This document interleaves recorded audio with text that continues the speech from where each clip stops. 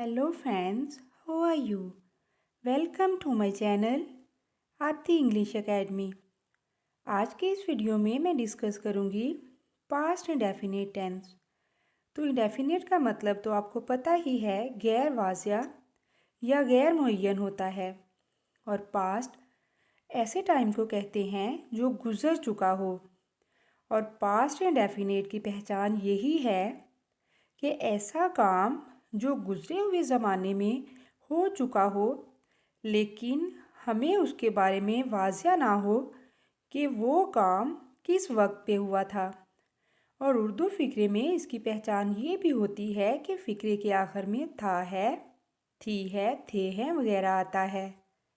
और ये भी ज़रूरी नहीं होता कि उर्दू फ़िक्रे के आखिर में था है, थी है या थे हैं आए। बाज़ औक़ात कुछ और भी आ सकता है, जैसे मैंने खाना खाया, और अब इसमें लास्ट में था है नहीं आ रहा, लेकिन ये फ़िक्रा पास्ट इंडेफिनिट का ही है। हम इसकी पहचान ऐसे भी कर सकते हैं कि मैंने खाना खाया। अब इसमें खाना खाया तो था, गुज़रे हुए वक्त में खाया था, लेकिन पता नहीं है कि किस टाइम पे खाया, सुबह खाया, दोपहर को खाया या फिर रात को खाया। तो इस तरह से भी आप पास्ट इंडेफिनिट टेंस की पहचान कर सकते हैं। और अब इसको इंग्लिश में ट्रांसलेशन कैसे करते हैं ये मैं आपको बताती हूँ। इंग्लिश में सेंटेंस को बनाते वक्त तरतीब वही रहती है। वो सेंटेंस चाहे पास्ट का हो, प्रेजेंट का हो या फिर फ्यूचर का हो। सबसे पहले सब्जेक्ट आता है, फिर वर्ब आता है और फिर एंड पे ऑब्जेक्ट आता है। हाँ, अलबत्ता जो वर्ब है वो टेंस के अकॉर्डिंग चेंज होता रहता है। किसी टेंस में फर्स्ट फॉर्म आती है, किसी में सेकंड आती है और किसी में थर्ड आती है।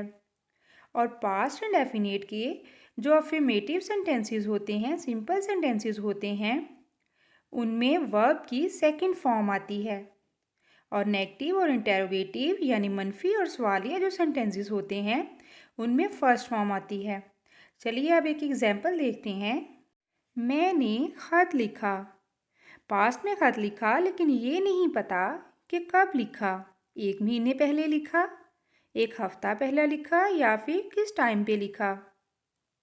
इसलिए जब हमें टाइम का ही नहीं पता, वाज़ह नहीं किया गया, तो ये इंडेफिनिट का है ना, पास्ट इंडेफिनिट का सेंटेंस। और अब हम इसको पास्ट इंडेफिनिट के एफर्मेटिव सेंटेंस के रूल्स के मुताबिक ट्रांसलेट करेंगे। सबसे पहले सब्जेक्ट आएगा, यानी मैं की इंग्लिश होती है आई।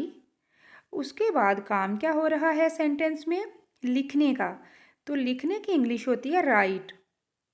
और जो पास्ट इंडेफिनिट के अफर्मेटिव सेंटेंसेस होते हैं, उसमें वर्ब की सेकंड फॉर्म आती है।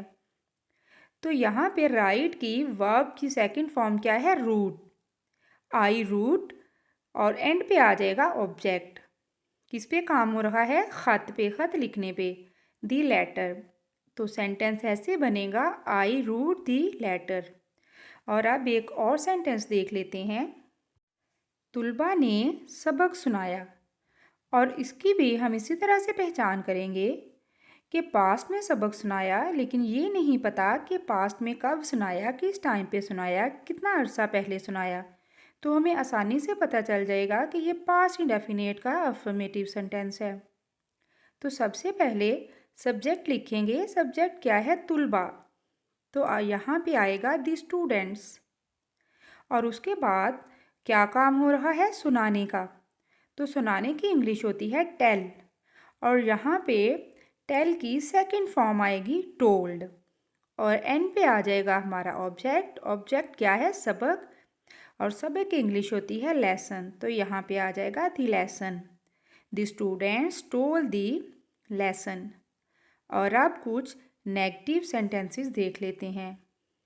नेगेटिव सेंटेंस को बनाने की तरतीब ये होती है कि सबसे पहले सब्जेक्ट लिखते हैं और फिर डिड नॉट आता है और फिर उसके बाद वर्ब की फर्स्ट फॉर्म आती है और फिर एंड पे ऑब्जेक्ट आता है। फॉर एग्ज़ाम्पल, हमने मैच नहीं खेला। और हमें ये तो पहचान हो गई कि ये पास्ट इंडेफिनिट का नेगेटिव सेंटेंस है।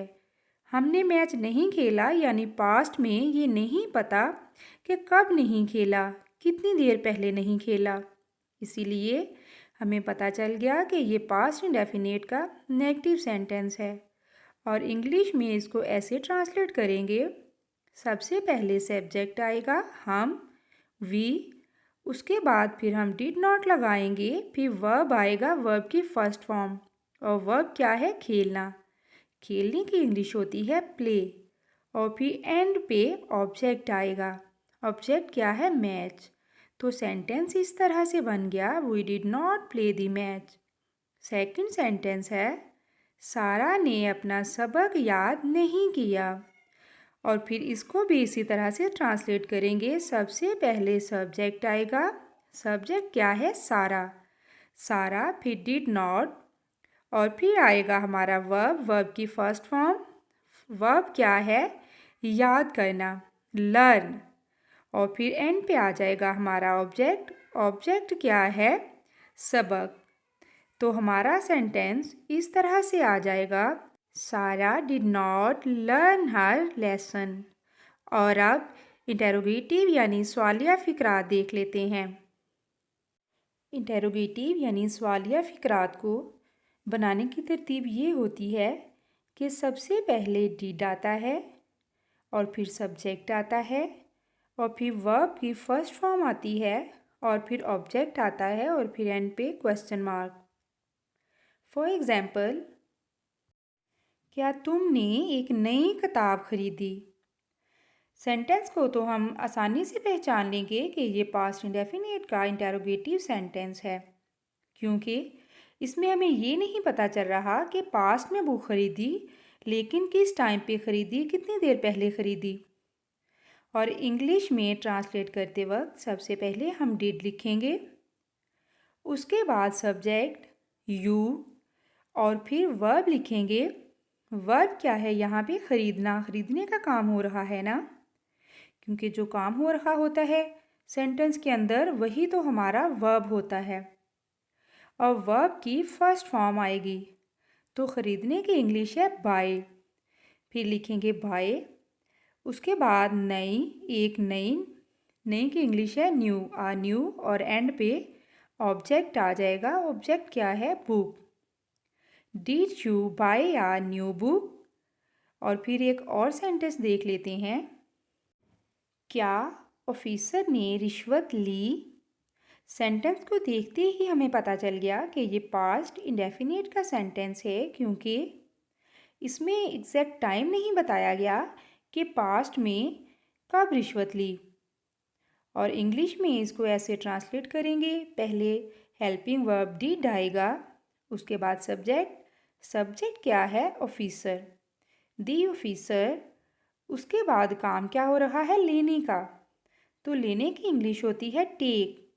यहाँ पे फर्स्ट फॉर्म ही आएगी वर्ब की, टेक। और फिर एंड पे आ जाएगा हमारा ऑब्जेक्ट। ऑब्जेक्ट क्या है? रिश्वत। और रिश्वत को इंग्लिश में ब्राइब कहते हैं। तो सेंटेंस इस तरह से आ जाएगा, did the officer take bribe.